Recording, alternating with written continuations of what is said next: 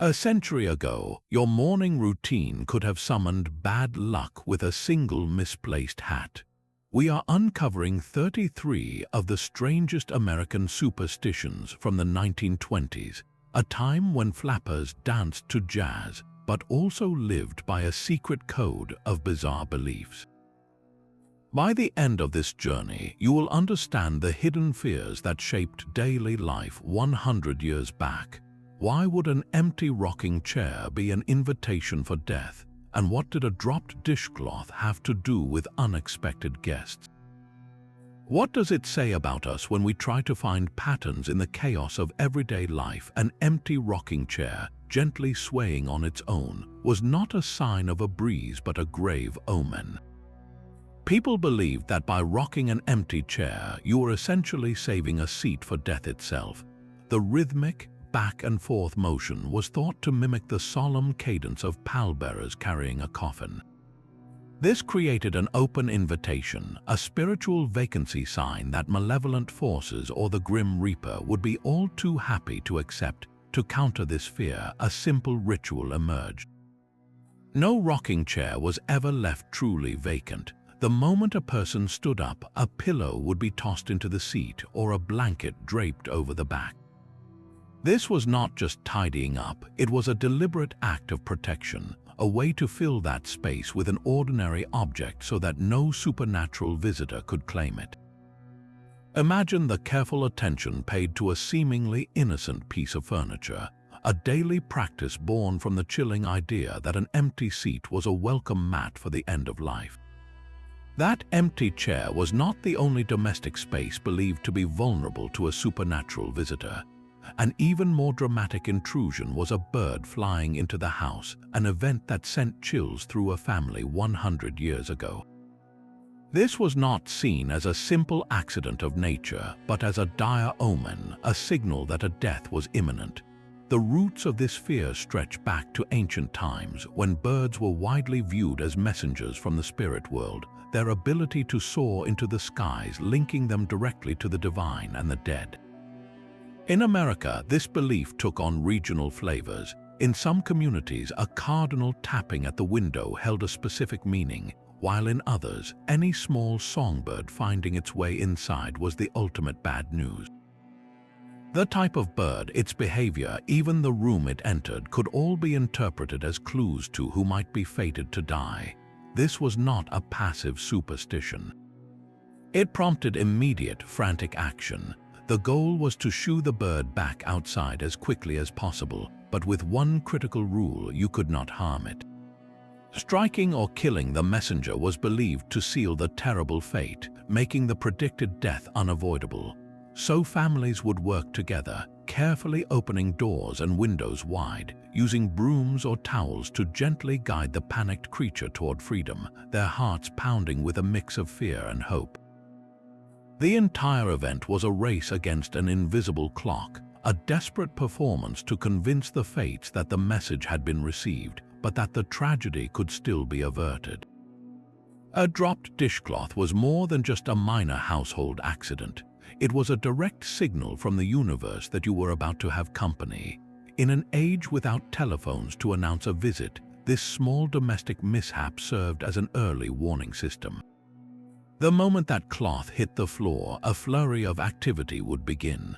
The immediate reaction was not just to pick it up, but to hang it properly on its hook or over the edge of the sink. This was not merely about tidiness, it was a symbolic act of preparation.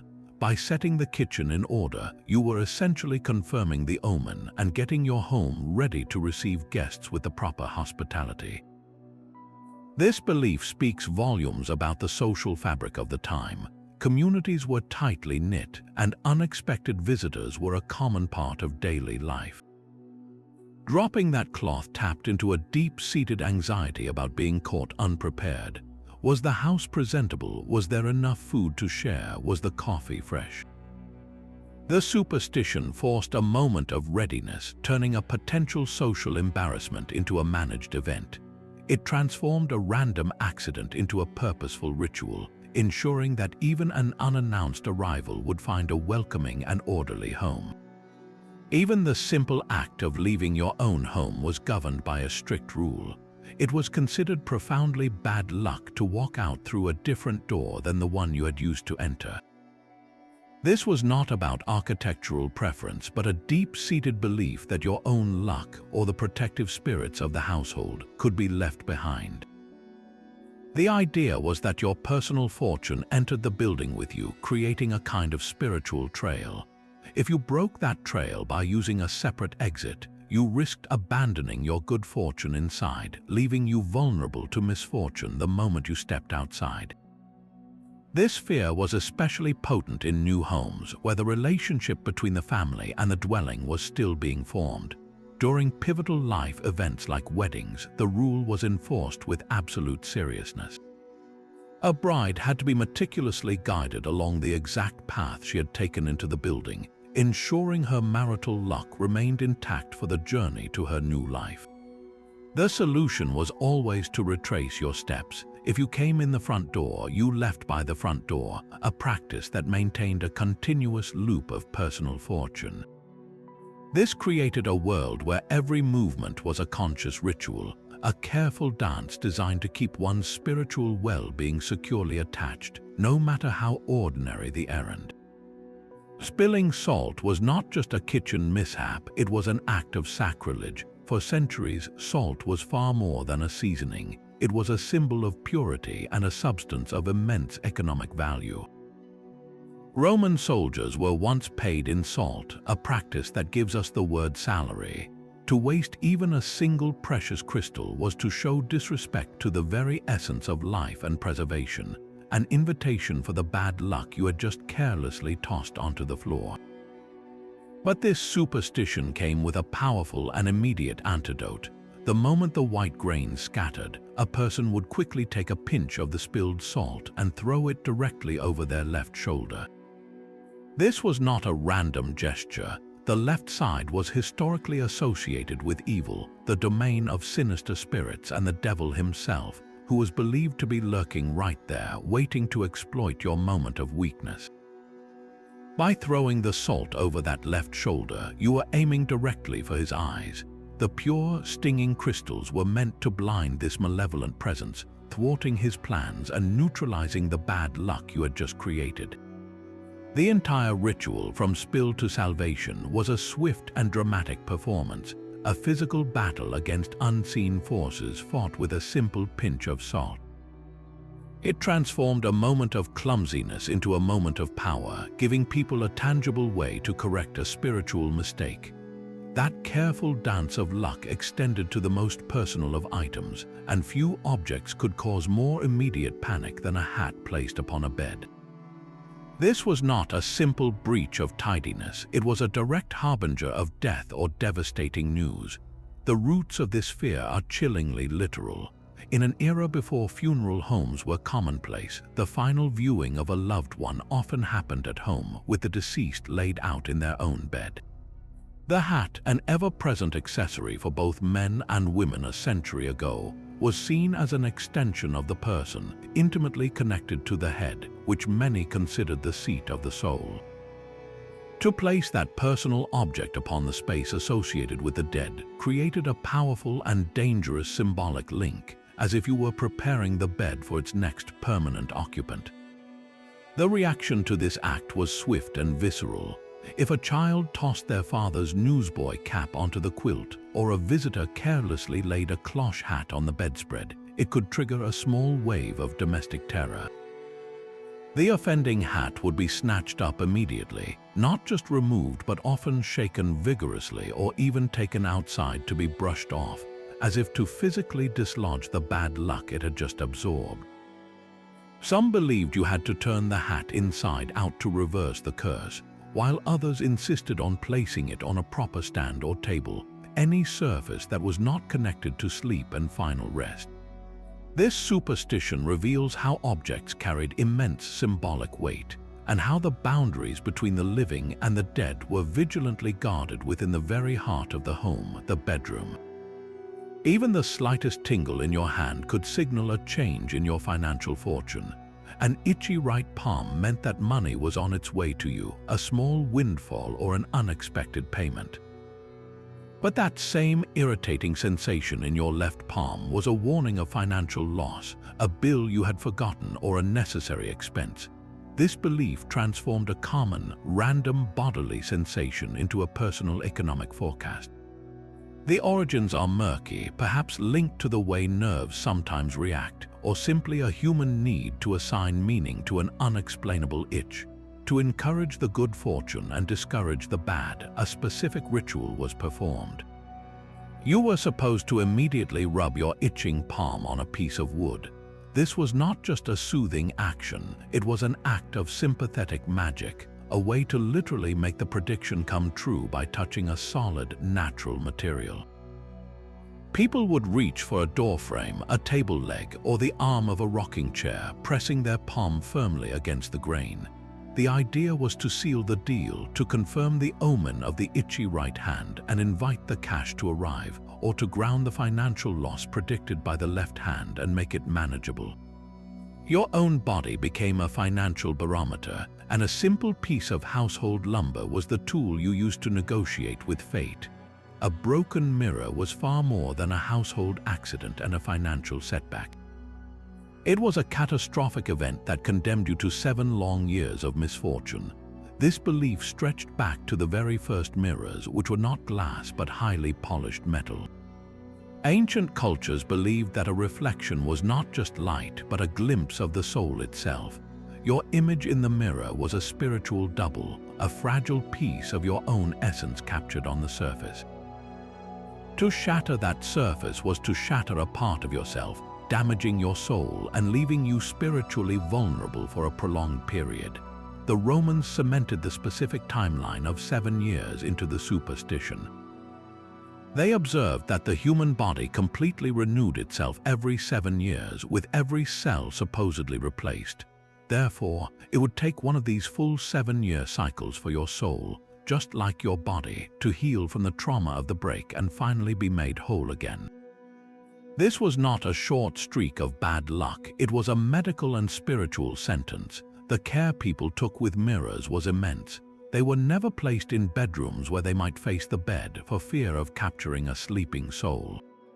They were handled with the utmost caution during cleaning or moving, treated not as objects but as delicate containers for a vital part of the self. When the worst did happen and a mirror cracked, panic ensued, but so did a search for a cure. One common remedy was to gather every single fragment of the broken glass and bury it deep in the earth, preferably under the light of a full moon. This was a symbolic act of returning the captured pieces of the soul to the grounding power of nature, allowing the earth to absorb and neutralize the bad luck. Another, more dramatic solution was to take the shards to a river or stream and submerge them in running water. The flowing current was thought to carry the curse away, dispersing the fractured misfortune so it could not cling to one person or one household. These rituals transformed a moment of carelessness into a solemn ceremony, a desperate attempt to cleanse a spiritual wound and shorten a seemingly unbreakable curse. That frantic knock on a wooden table was more than a nervous habit, it was a direct plea to the spirit world. After mentioning a piece of good fortune, like a long stretch of perfect health or a new job, people would immediately reach out and rap their knuckles against the nearest piece of lumber. This was a protective charm, a way to keep the good luck from evaporating as soon as it was acknowledged. The roots of this ritual are ancient, stretching back to pagan cultures across Europe that believed powerful spirits and gods resided within trees. These tree spirits were thought to be responsible for growth, life, and bounty. By physically touching the wood, a person was tapping into that sacred power, either to thank the spirit for the current good fortune or to politely ask for its continued protection, ensuring the positive situation would not be reversed by jealous forces. When Christianity spread, the practice was cleverly adapted. The wood was now associated with the cross of the crucifixion, and the act of knocking became a way to invoke the protection of God, thanking Him for His blessings and seeking shelter from misfortune. So whether you were a farmer in a pagan grove or a factory worker in a 1920s American kitchen, the impulse was the same. You dared not let a moment of good luck pass without this small, physical act of gratitude and appeasement. It was a universal acknowledgement that fortune was a fragile thing, and that speaking of it too proudly was an invitation for it to be taken away. The same desperate need to keep death outside the home fueled the absolute ban on opening an umbrella indoors. This was not just a quirky rule about politeness or space, it was a direct curse.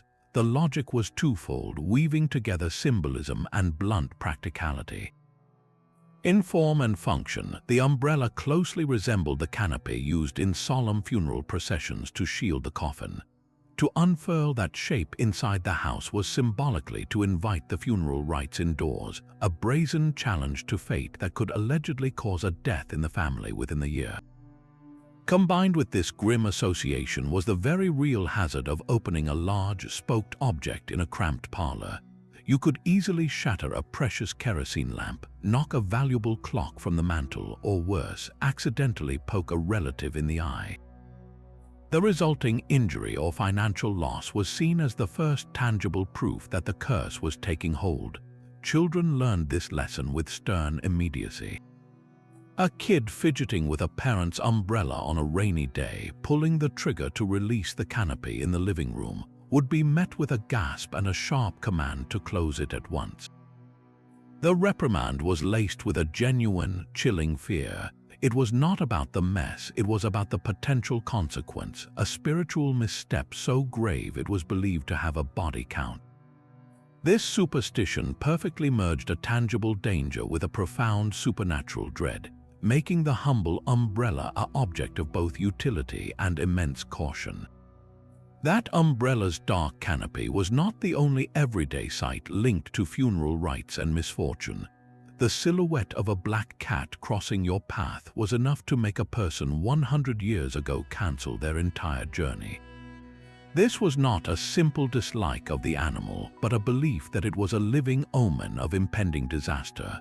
The fate of the black cat is a story of dramatic reversal. In ancient Egypt, these animals were sacred, beloved companions to the goddess Bastet, and to harm one was a crime punishable by death. They were revered as protectors, their sleek forms seen as embodiments of divine grace. But in medieval Europe, this reverence twisted into something dark and fearful.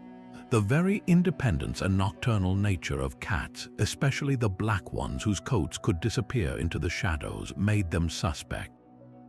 They became inextricably linked to witchcraft, believed to be witches in disguise or their demonic familiars sent to do their bidding. By the time these beliefs crossed the Atlantic to America, the black cat was firmly established as a symbol of bad luck. The specific act of one crossing your path was a critical moment. It was not just a random sighting. The direction of its travel held the key to the severity of the threat. If the cat crossed your path from left to right, the omen was at its most potent.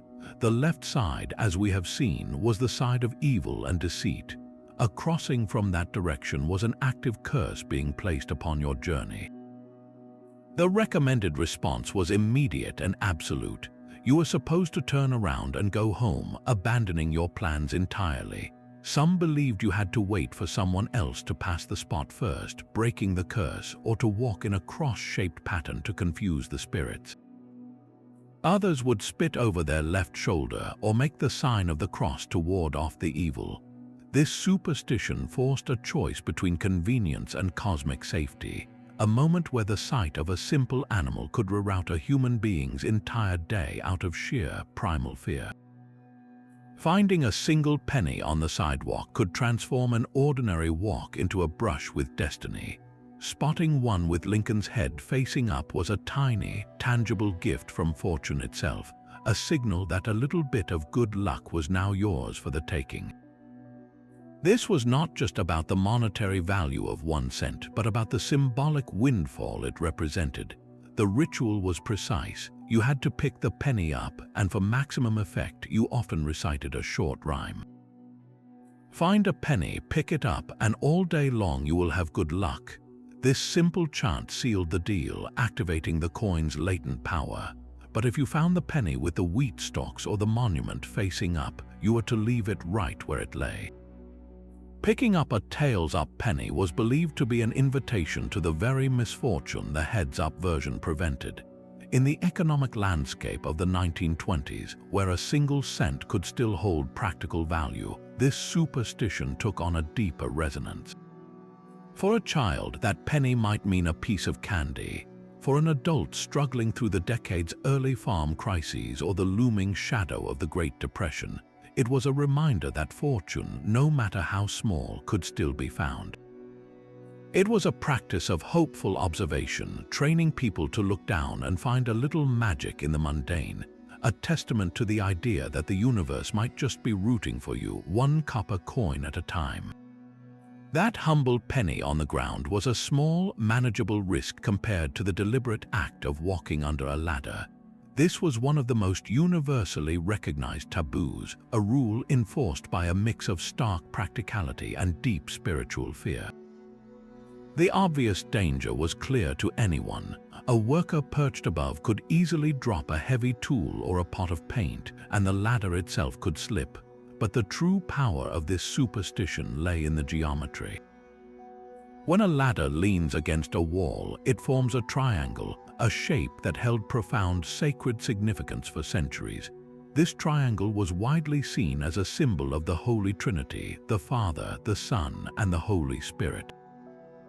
To walk through that sacred space was not just careless, it was an act of desecration. You were literally breaking a holy symbol, inviting evil spirits who were thought to gather in corners and voids to now have access to you. It was a direct violation of a divine boundary. The consequences were believed to be swift and severe, ranging from a simple streak of bad luck to being cursed with a lifetime of misfortune. If you did accidentally pass under one, all was not lost. There were prescribed ways to undo the damage. One common remedy was to cross your fingers and keep them crossed until you saw a dog. Another, more elaborate ritual required you to spit 3 times through the rungs of the very ladder you had just walked under. This was not just a gross habit, it was a symbolic act of rejection, using your own bodily essence to ward off the evil forces you had just disturbed. So the next time you take the long way around a ladder, you are not just avoiding a falling hammer, you are participating in an ancient ritual of spiritual self-preservation, a careful dance around a shape that was once seen as the very architecture of heaven. An itchy nose was a personal omen that could swing between 2 wildly different futures, promising either a bitter argument or a kiss from a fool. This superstition thrived on its delightful ambiguity, turning a simple, common itch into a moment of social divination. The key to interpreting the message was believed to lie in which side of your nose was bothering you. An itch on the right side was generally the more favorable sign, hinting that you might receive a kiss, though the source was always qualified as a fool. An itch on the left, however, was a clear warning of a fight or a quarrel on the horizon. Some people took the interpretation even further, believing the time of day could influence the outcome, with a morning itch leaning toward conflict and an evening itch suggesting romantic foolishness. This belief was a constant source of playful teasing within families and among friends. Imagine a young man at the dinner table suddenly scratching his nose. His sister might immediately lean over and whisper, "Which side is it? Are you going to bicker with father, or is that silly girl from down the street going to try to kiss you again?" The person with the itch would then be subjected to a flurry of suggestions on how to avert the bad outcome or encourage the good, turning a private sensation into a public spectacle. The real power of this superstition was not in its accuracy, but in the social interaction it sparked, transforming a minor physical annoyance into a game of chance that everyone could play. Even the simple act of climbing a staircase was governed by a strict code of conduct, one that turned every ascent and descent into a careful negotiation. It was considered profoundly bad luck to pass another person on the stairs, an act believed to guarantee a bitter quarrel or ruin a promising business deal. This was not merely about politeness or the physical awkwardness of squeezing by on a narrow step. The staircase itself was seen as a channel for fortune, a symbolic bridge between different levels of life, and passing someone disrupted its natural flow.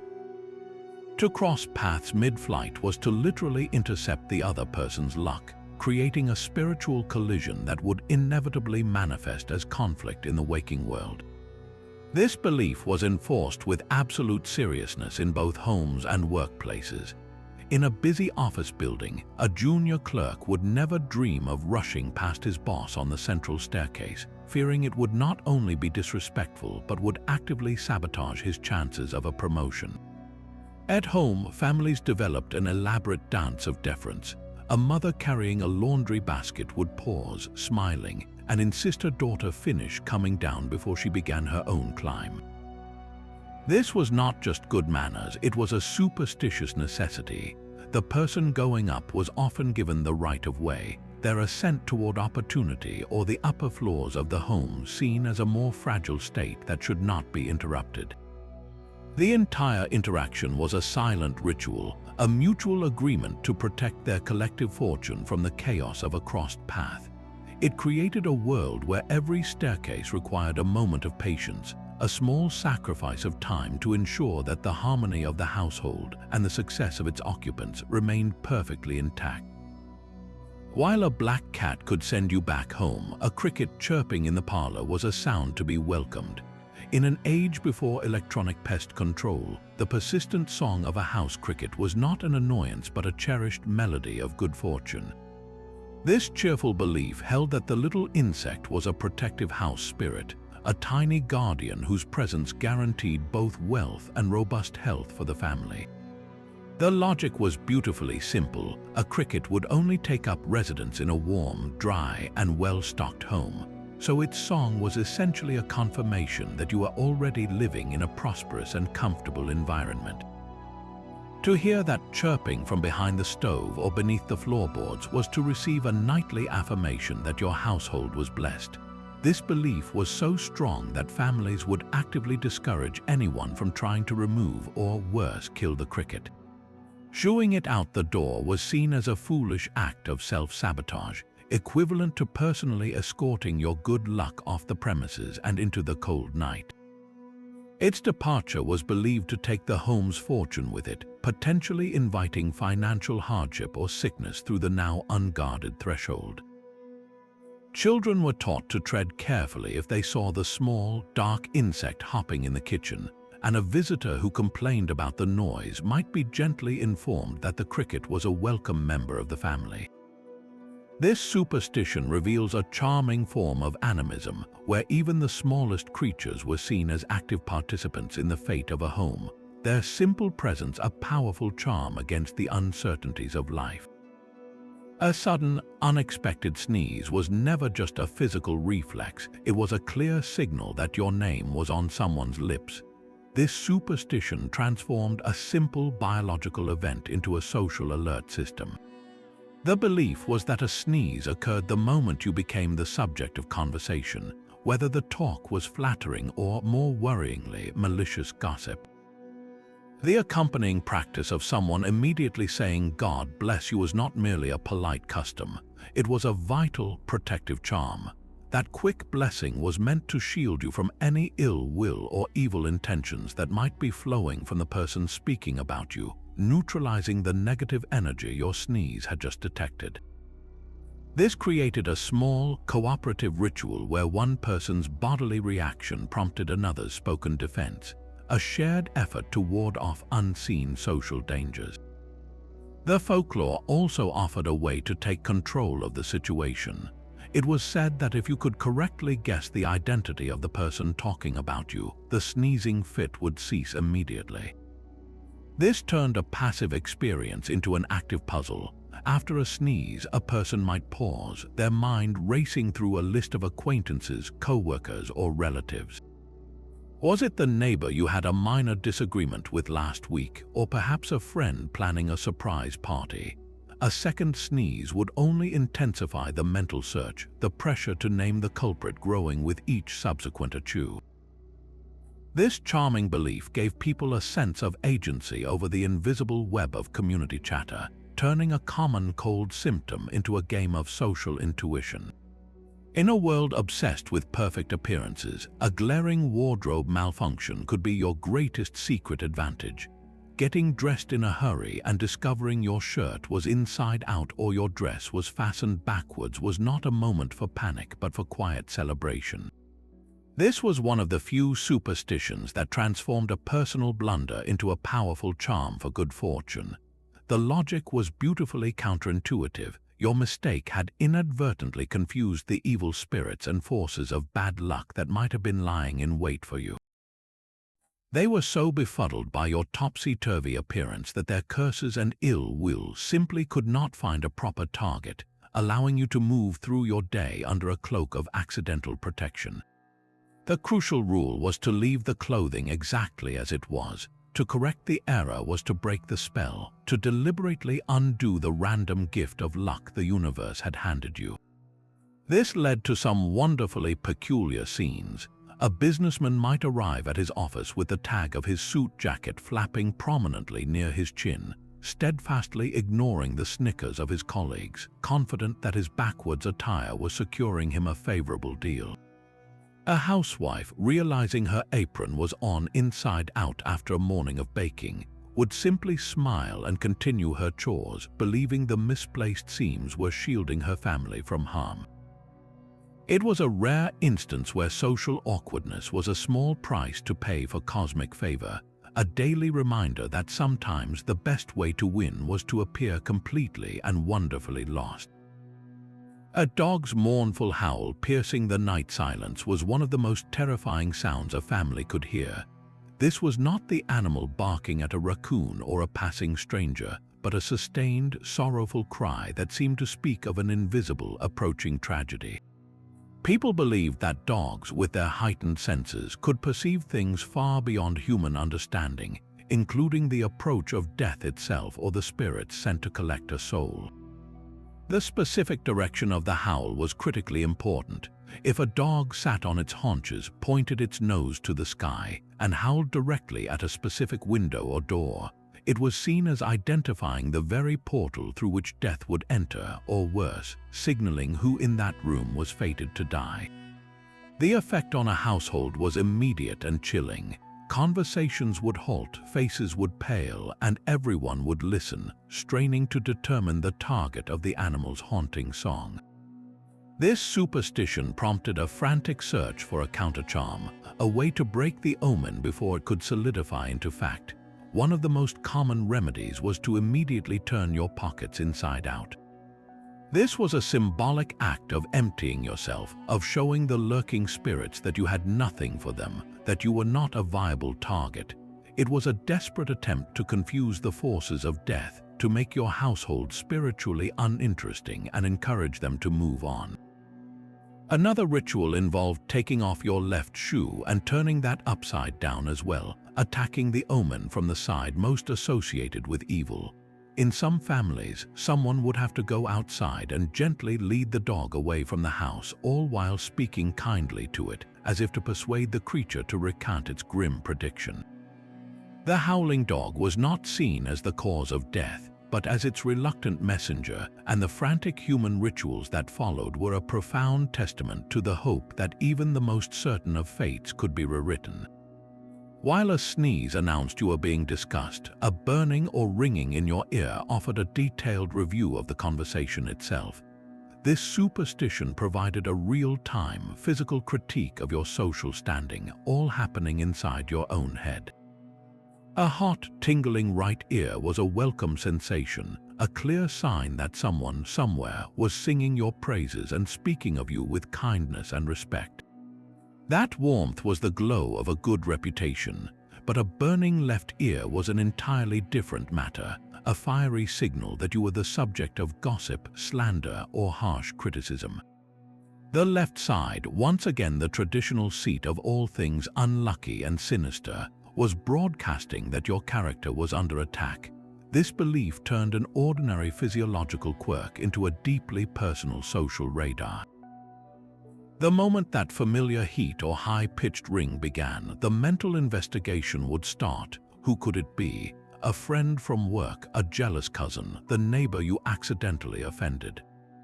People would run through their list of acquaintances, trying to match the sensation to a face. The intensity of the burn or the persistence of the ring was even thought to reflect the passion of the conversation, a quiet murmur versus a furious rant. To make the uncomfortable feeling stop, especially if it was the dreaded left ear burn, a playful yet earnest ritual was often employed. You would ask a friend or family member to begin listing names aloud. They would start with the most likely suspects, your mother, your boss, your childhood friend, and you would listen intently, waiting for the very moment the ringing or burning sensation suddenly ceased. The name spoken at that instant was the confirmed culprit, the person who had been holding you in their thoughts for better or for worse. It was a game of paranormal deduction, a way to reclaim a sense of control over the invisible waves of community opinion, using your own body as the divining rod for truth. The same instinct for survival that made soldiers fear a dog's howl also governed the way they shared a simple moment of comfort. In the muddy, rain-soaked trenches of World War I, the act of lighting a cigarette for a comrade could be a death sentence if it involved a third man. The superstition was brutally pragmatic. A single wooden match might burn for just enough time to illuminate 3 faces in the dark. A sniper hidden in the distant enemy lines would see the first flare, take aim on the second, and by the time the third soldier leaned in to light his cigarette, the shot would already be on its way. The third man was considered doomed, his fate sealed by a tiny flame and the patience of a marksman. This was not an old wives' tale, it was a hard-won piece of battlefield logic, a rule passed from veteran to rookie with the gravity of a life-saving instruction. The fear was so potent that soldiers developed immediate countermeasures. Some would deliberately snap the match in half after lighting the second cigarette, ensuring it could never serve a third. Others would carry multiple matches as a matter of course, accepting the minor waste as the price of staying alive. This military superstition did not fade away with the armistice. It marched home with the soldiers and infiltrated civilian life. In the jazz clubs and social halls of the 1920s, offering a light became a carefully choreographed ritual.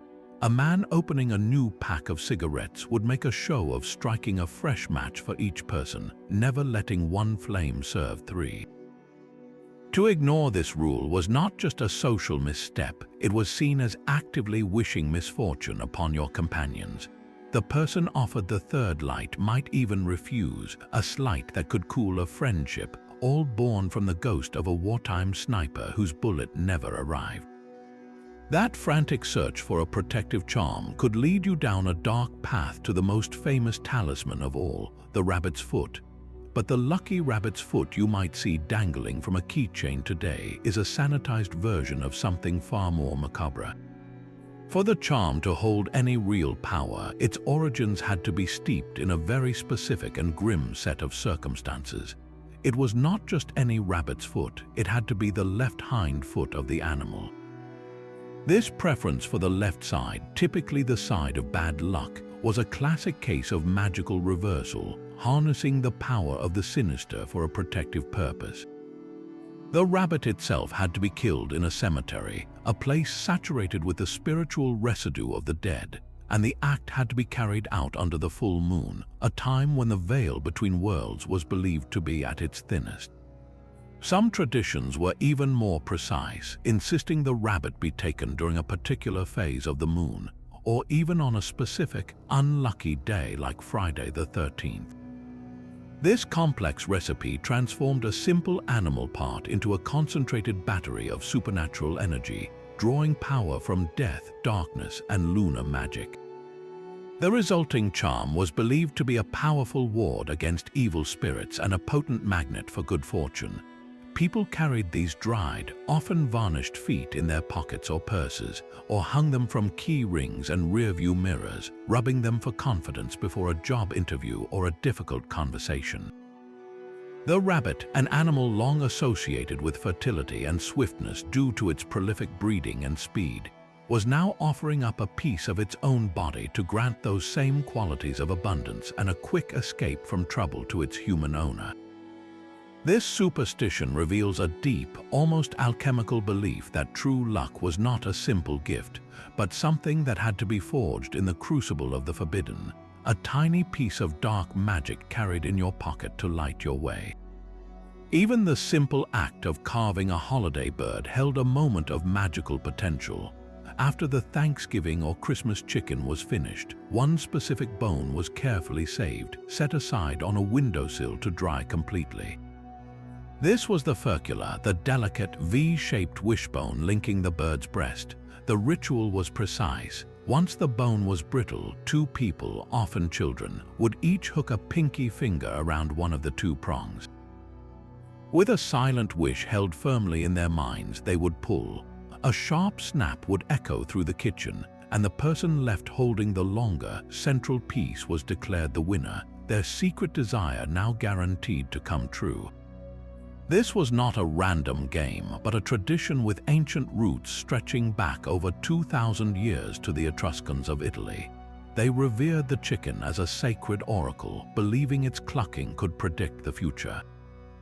When a bird was killed, they would carefully lay its furcula in the sun to dry, and passers-by would gently stroke the bone while making a wish, hoping to absorb some of its divinatory power. The Romans later adopted this practice, and as their empire expanded, so did the superstition. Because there were never enough bones for everyone, the custom evolved into a competitive pull, a way to decide which single person was most worthy of the granted wish. When European settlers brought this tradition to America, it found a perfect home on the holiday table, where the much larger turkey provided a sturdier bone for the annual ritual. Children were especially encouraged to participate, their innocent wishes seen as purer and more likely to be answered by whatever forces governed fortune. For a moment, the fate of a deeply held hope rested not on prayer or hard work, but on the clean break of a dried bone, a fragile link to a world where the future could be shaped by a simple, decisive pull. An owl perched on a fence post in the full light of day was not a rare sight to be admired, but a chilling omen that sent people scrambling for the safety of their homes. This fear was rooted in the owl's fundamental nature as a creature of the night. Its sudden, uncharacteristic appearance in the sunshine was a violation of the natural order, a sign that something had gone terribly wrong in the world. The bird's silent flight, its wide, unblinking eyes, and its haunting call all contributed to an aura of otherworldly knowledge, as if it could see things hidden from human sight. In many communities, this led to the belief that a daytime owl was not a bird at all, but a witch who had transformed herself to travel undetected, spying on her neighbors or on her way to perform some dark magic. More commonly, it was seen as a direct messenger of death, a feathered herald sent to announce an imminent passing in the family or the local community. The reaction was immediate and filled with dread. A farmer spotting one in his field might drop his tools and hurry back to his house, locking the door behind him.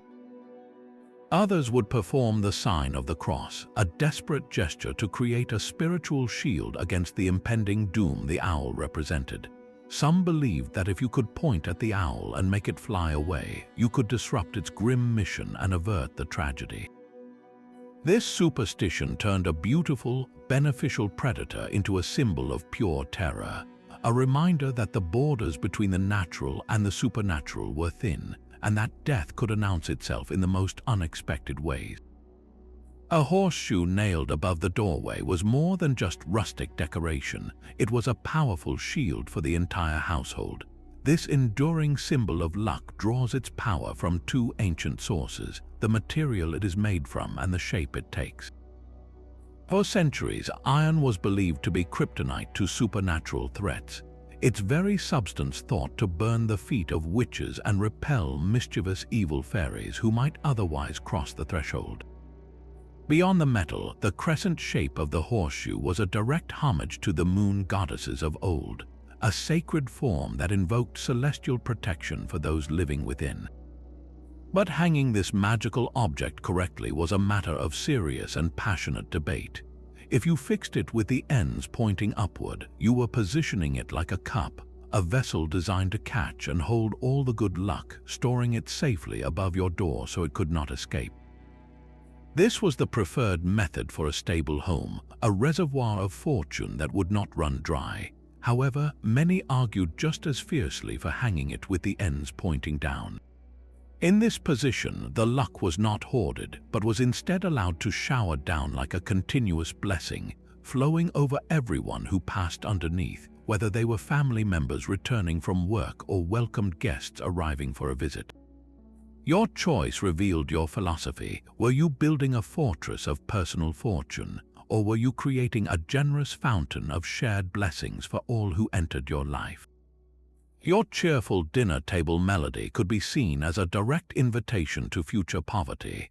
Singing before the final bite was swallowed was not a breach of etiquette, but a dangerous flirtation with misfortune, a belief that such premature celebration would inevitably lead to sorrow and financial ruin. The logic was rooted in a profound sense of order and delayed gratification.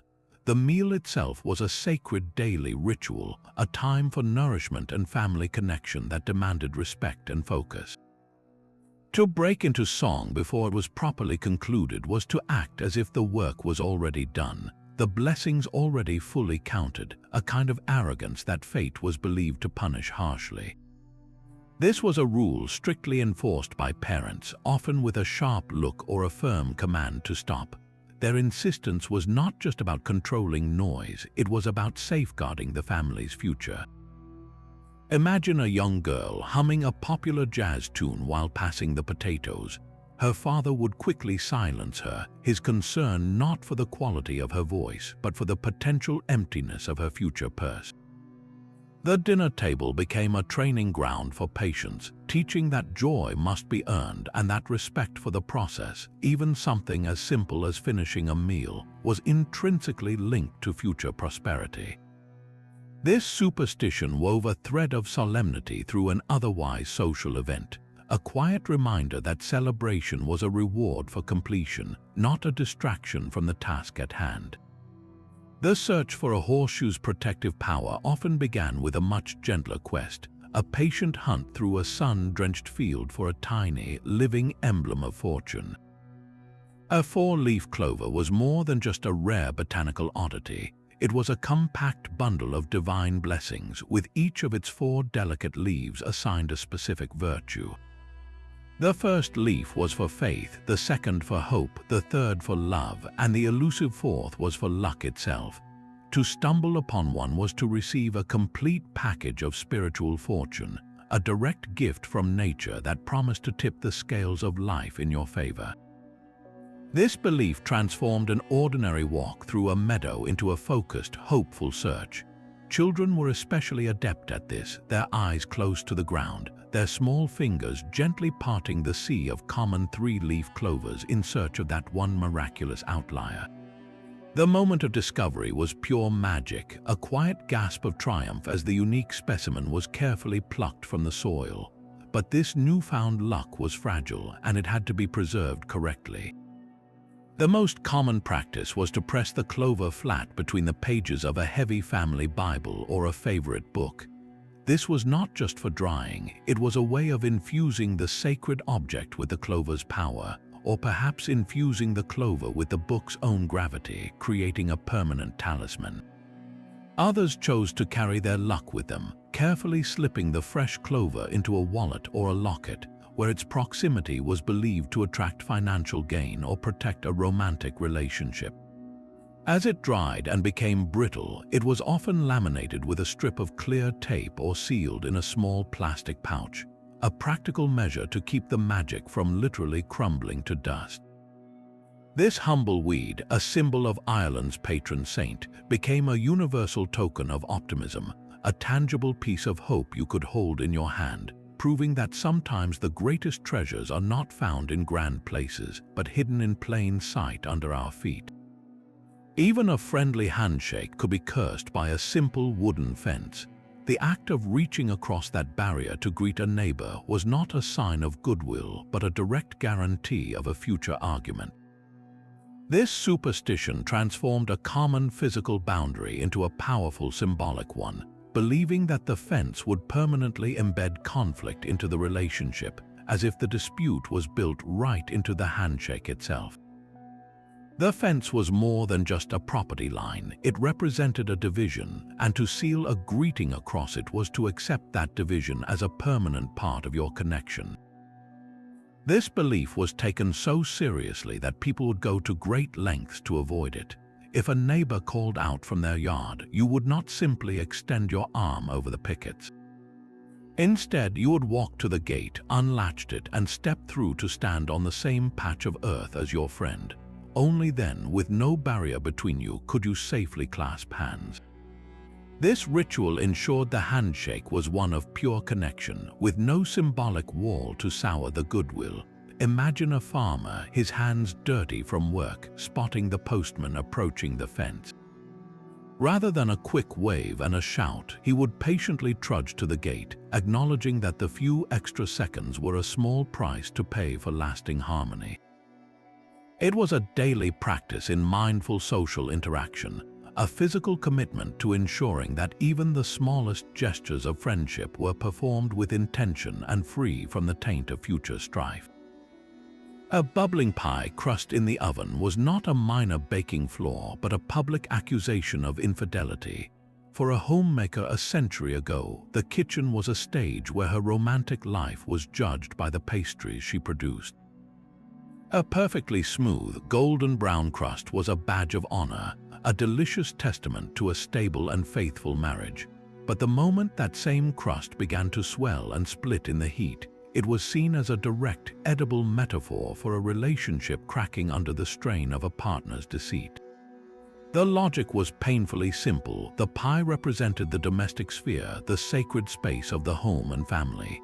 If it could not hold its shape under pressure, then neither could the marriage it symbolized. This belief turned the simple act of checking on a baking dessert into a moment of intense anxiety. A woman would peer through the oven's small window, her heart sinking as she watched a bubble slowly rise and burst on the surface of her apple pie. That small, airy pocket was interpreted as a lie being exposed, a secret meeting, or a broken promise. The entire kitchen could feel the shift in mood, the joyful anticipation of a shared treat replaced by a cold dread and silent suspicion. This superstition placed an enormous, unfair burden on women, making them responsible not only for the quality of their baking but for the moral fidelity of their husbands, all through the unpredictable physics of dough and steam. A gleaming new pocket knife, given with the best of intentions, could slice a friendship clean in two. This superstition held that a blade presented as a gift would inevitably become the very instrument that severed the bond between giver and receiver. The sharp edge, so useful for practical tasks, was seen as a dangerous symbol when transferred directly from one friend to another.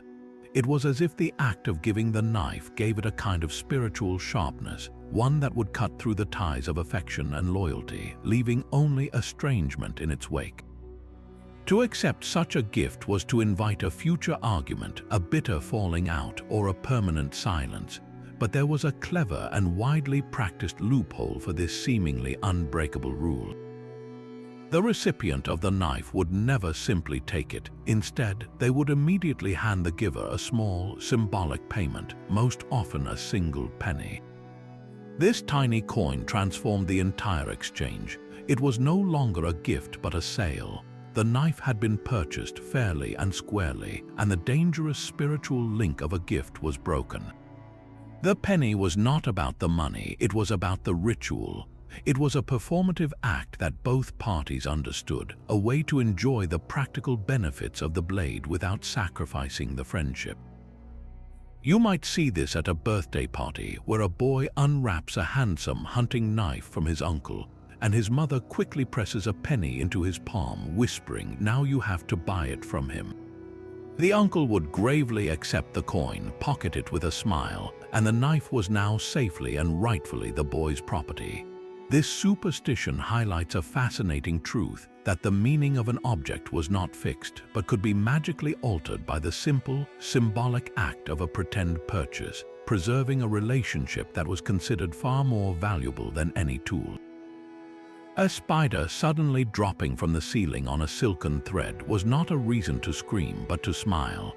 In a world where these eight-legged creatures were often met with a swift swat, this specific behavior was a celebrated exception. A spider descending gracefully in front of you was known as a money spider, and its unexpected appearance was a promise of incoming wealth or a piece of wonderful news. This belief flipped the common fear on its head, transforming a potential pest into a personal fortune teller.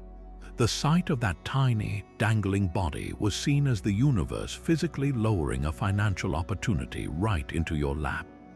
But this good luck was incredibly fragile, entirely dependent on your next action. The single most important rule was to never, ever kill the spider.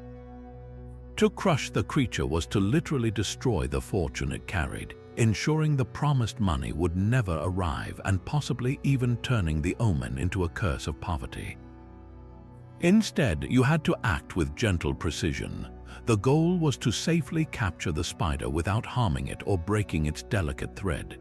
People would use a glass and a piece of paper, or simply offer a hand for the spider to crawl onto, carefully carrying it to the nearest door or window.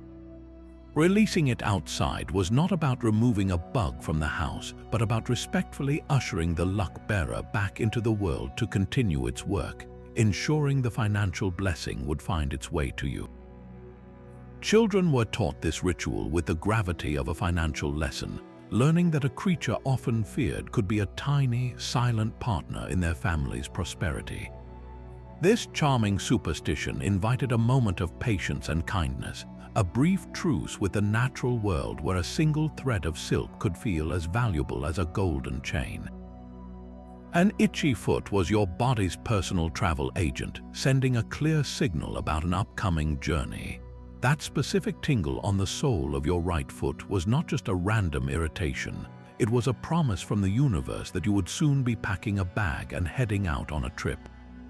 The sensation was believed to be a physical manifestation of wanderlust, a literal stirring in your feet that foretold of roads yet to be walked. But this omen came with a critical directional component. If the itch bloomed on your left foot instead, the message was a stark warning. This journey would be plagued with misfortune, disappointment, or was simply one you should avoid altogether.